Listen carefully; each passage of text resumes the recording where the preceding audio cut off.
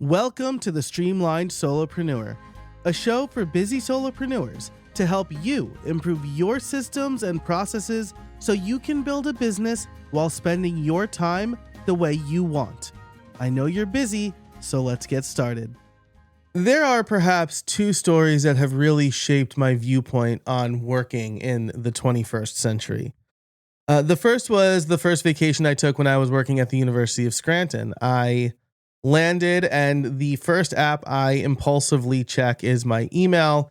I think because I have associated email with making money more than stress. And so I checked my email and I saw an email from my boss who was then working at the University of Scranton as well. And she said in her email, "Joe, if you have some downtime on your vacation, can you?" And I don't actually know what the rest of that email said because I deleted it. And she never brought it up. And part of me felt like it was like a loyalty test, which I hated. She's not there anymore. But part of me was like, how can you have the audacity to email me on the first day of my paid vacation and ask me if I have downtime to do something? Contrast that with the one of the first few months I was working in my previous agency job, and I had tickets to see a comedian, and I had to forego those tickets for work. But even worse than that was the next time when Erin, my wife, who I was dating at the time, came to visit. She drove an hour and a half to visit me on an off night. And my boss told me that I had to work. And I was absolutely, I don't curse on this show, but man, I was absolutely furious. Because how dare they take time away from me at the drop of a hat? And so after that, I made a vow to put my foot down. And towards the end of my tenure there, I was told that I had to work a weekend if I wanted to get paid on time. And I said, I've got tickets to Hamilton. I'm celebrating my anniversary. And that's not the social contract that we have. You pay me every 2 weeks and I work for you, right? If I wanted to get paid based on client deadlines or when the client pays me, I would work for myself. And I've carried that with me for a long time, but I haven't strictly stuck to it because, as you know, if you are a solopreneur or a small business owner and you can bring your computer with you, well, when I have some downtime, maybe I'll just do some work because now the income, the paychecks rely on you. And so I've done kind of a bad job at that for a really long time. After my honeymoon, I didn't bring my laptop or an iPad on my honeymoon. I didn't even bring my primary phone. I had like a burner phone, like a travel phone. But since then, I usually bring my laptop and I'll usually open it up, and maybe in the morning I'll write before the kids wake up or something like that. Or I'll have some coffee or just like work, when we're on our beach vacation, I'll work at the beach. I've recorded podcasts from the beach. I've written full scripts for courses, and I don't really like that. Now that my kids are getting older and they're more cognizant, I really want to be fully present on our vacations. And so we are taking the kids to Disney World. As you hear this episode, in fact, we are in Disney World. And I don't have my laptop with me. I have my iPad with my keyboard for emergencies only. And I got to tell you, there's not a lot of emergencies in my space. I'm not doing Fortune 100 level websites anymore. I'm not doing e-commerce websites anymore. And so most of the time, things can wait. So I am not working at all on this vacation. I'm going to be fully present.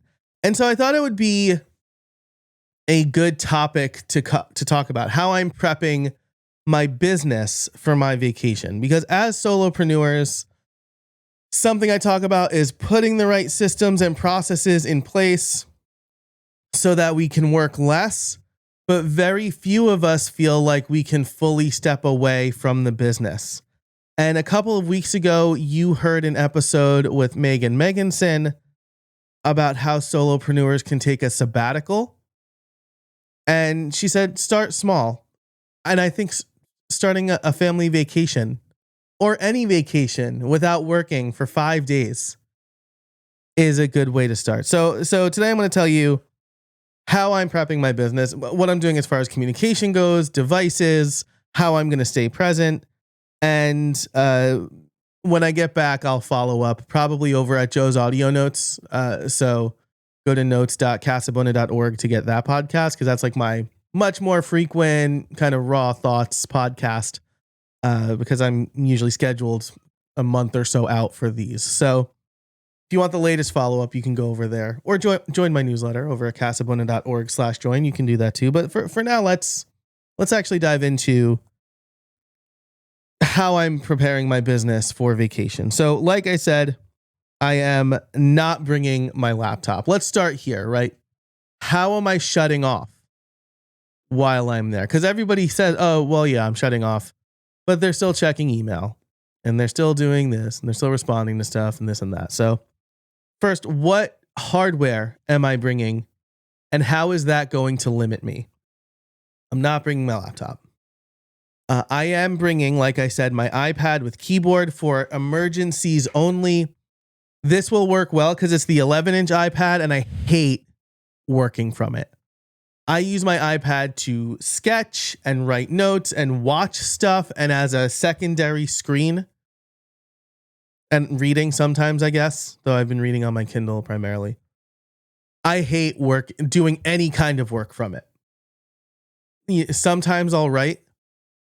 Writing is fine, but it's even not a full-size keyboard, so it's not my favorite thing to write on. So it really the pain of the emergency has to be greater than the pain of me working from the laptop or from the iPad. I'm also bringing the brick. I've talked about the brick a lot. Getbrick.app, not a sponsor yet, but hopefully soon. So I'll bring this. I'll put it on the refrigerator in our hotel room, a resort room, whatever. And whenever we leave, I will scan it, or I will brick it manually from the app. So I won't even be able to check email in the parks. And I've thought this through because I'm going to Disney World. So everything's done through the app anyway. I'll have push notifications for that app on. But I won't be able to check my email. Or at the actually, if I brick my phone, I won't be able to check email at all, right? So the emergency has to be from somebody who has my phone number as well. I'll also be using my vacation focus mode, so only certain people can break through unless someone calls more than once. So again, if we're talking emergencies, there it is. And that's really so I'm bringing my phone. Obviously, it's pictures. I might bring my DJI mic because inspiration could strike. And if I might record a quick audio note or two. I don't really count that as work. That's just like thinking out loud. And it's certainly not work for clients or anything. And so I might do that, right? There might be a nice opportunity when we're at Disney Springs or something to just capture some thoughts. Okay. So that's really all I'm bringing. I'm not bringing a camera. I'm not bringing like the Switch pod. Is that what it's called? Or like a tripod or anything like that. It's just going to be me and the family, really enjoying our time at Disney World. I've already talked about how I don't have social media apps on my phone, but they would also be bricked. Again, like I want to be fully present. My kids are old enough now and they're excited and they're actually saying things that they want to do. And I want to be there for it. So bringing the brick is really important to me. And like, so, I could it would be a little risky to like brick my phone at the house and then leave because I may need to access email for reservations or something. I'm trying to put all of that in the notes app and make it offline accessible outside of email, but you never know. So at the very least, I'll brick my phone at the parks, and I don't foresee that being an issue. Which kind of brings me to the next thing, right? How am I managing this from an expectation standpoint? So the first thing is I've already notified all of my major clients, that anybody that I'm actively doing work for, I should say, that I'll be out of the office for the duration of the vacation, and inaccessible, right? I won't have Slack on. I don't have Slack on my phone. I don't have it on my iPad. So it's only on I only use Slack on my computers. So I won't be seeing Slack messages. I'll set myself away. I communicate with some clients via Google Chat. And so something I will likely do is log out of those accounts. Because that Google Chat doesn't have like the fine-grained control that, say, Messages has. It's an all or nothing thing. And I communicate with some friends in Google Chat and some work in Google Chat. And so I'll probably just end up logging out of those accounts. But everyone has been notified that I will be out of office and inaccessible. I have said I'm not even bringing my laptop. So they'll know that it'll be tough to get a hold of me. And the expectation is managed there. I'm also going to set up an away message for my email. I didn't do this for a long time after I left my agency job because I didn't think that it mattered that much, and it does matter, right? I think it's important for people to know if you're out of the office. It's just like a common courtesy thing, but it also does manage those expectations. And then the other thing I'll be doing is I'll be setting up a kind of forwarding address for my VA. My VA also doesn't really have immediate direct access to me. But she'll be keeping an eye on my inbox if there is this kind of emergency that I don't see, say within 24 hours, right? I'll say like, if there's an emergency, please email, like help at whatever, right? And that'll just forward to my VA. And then, I'll probably set up like a separate way for her to get in touch with me. But I think that's managing expectations. So I've already told the people who need to know that I'll be away. And then I'll have an away message up for my email. I'll set myself away in all of the Slack places, and my VA will know how to get in touch with me if there is really an emergency from somebody who is not who can't get in touch with me any other way. So that's the communication side of things. I've also completely blocked off my calendar, so nobody can put meetings on my calendar, and that hasn't been like that for a long time. This is like a mistake I used to make all the time. Is I would like set a trip, but something frustrating about most calendar apps is all day events still show as free. And so I made sure to set the vacation as busy immediately, so that people couldn't put meetings on my calendar. And then like this week, I'd be looking at the following week going, oh no, I'm an idiot. That's actually how I ended up recording. I had a pretty big guest, and they booked time for when I was away at the beach. And I knew that the fact that they scheduled at all in this time frame was difficult. And so I didn't want to reschedule on them. And so I did end up recording. But yeah, all meetings were blocked. And then finally, and this is the most important part, right? This is where my systems and processes come into place. I have a list of all the things that I need to do before I leave. Because this is part of it, right? Like I have made an agreement with my clients, and I can't just say, well, I didn't get to it. See you in a week. I need to make sure that I get the things done that need to get done. And so, yes, that does mean that I worked the Saturday before I went away, right? Or the Saturday before I went away was my daughter's communion. But I did work like the Saturday before that, right? I ended up working a night or a day I wouldn't normally work to get this stuff done. Because I also know that when we get back, my daughter's not going to be in daycare and summer craziness is happening soon. And I don't want to come back to work I didn't get to, as well as now less time to do the work I have to do. So it's going to be a packed week, but it's going to be a manageable week. We've known about this trip for a long time. And so I have been managing deadlines around that. And so I'm really excited for this.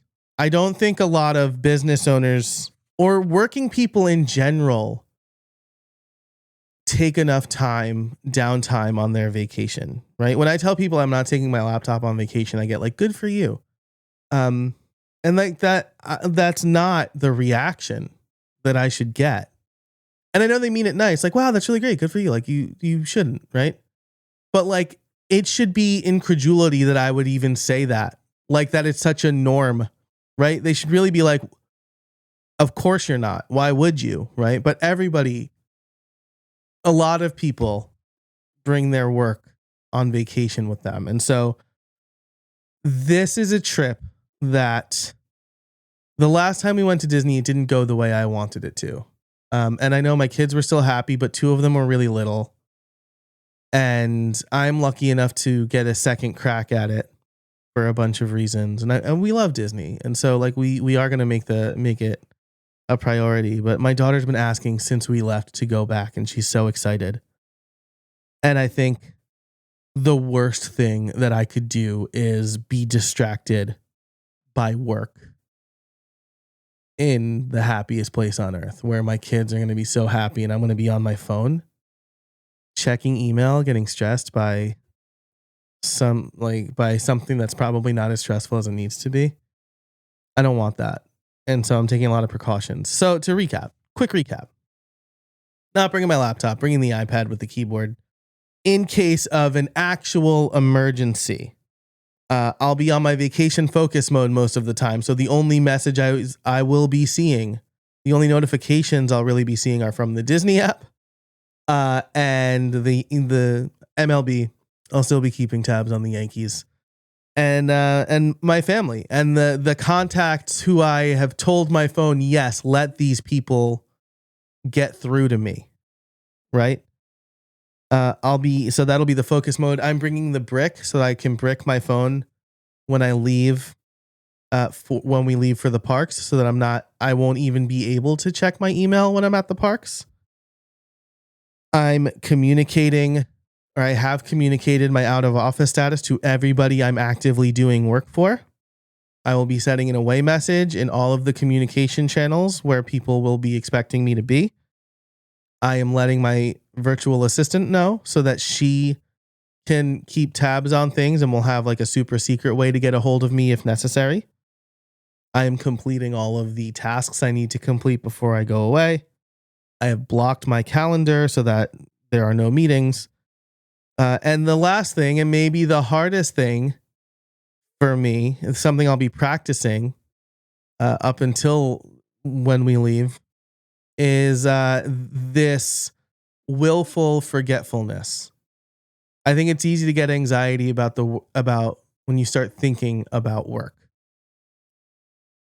And because I'm doing these 9 or so things, I'm also telling myself it's going to be fine.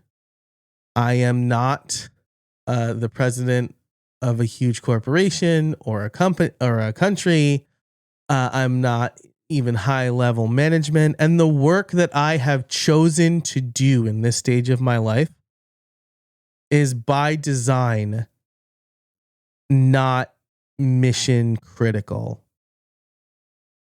And what I mean by that is that doesn't mean it's not important, but it means that I can disappear for a week and my clients will be fine.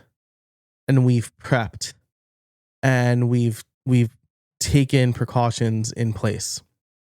And every time I've gone away on a vacation and I worried about emergencies, it's only ever happened once where my server, when I was a web developer, the server went down and I couldn't do anything about that anyway.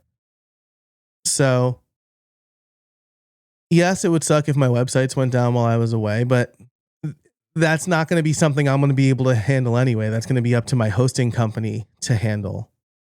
And so the best thing I'd be able to do is communicate to my clients, which is what my VA is there for. So, and I'm not hosting that many client websites right now anyway. So I have a couple. I cheated. I said I was getting rid of all of them, but I'm cheating a little bit. So anyway, that's it for this episode. What I would ask you, right at streamlinedfeedback.com, streamlined with a D, streamlinedfeedback.com. How much work do you do on vacations? Or if you don't do any work, how do you shut off?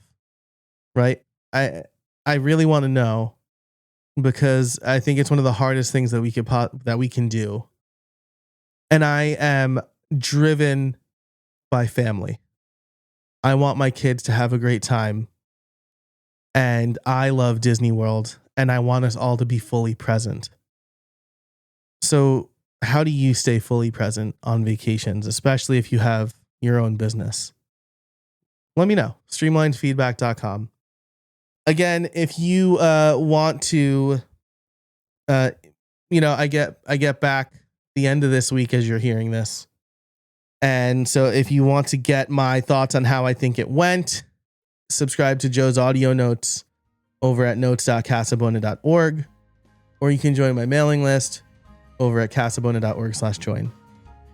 All of that will be in the show notes, the description for this episode.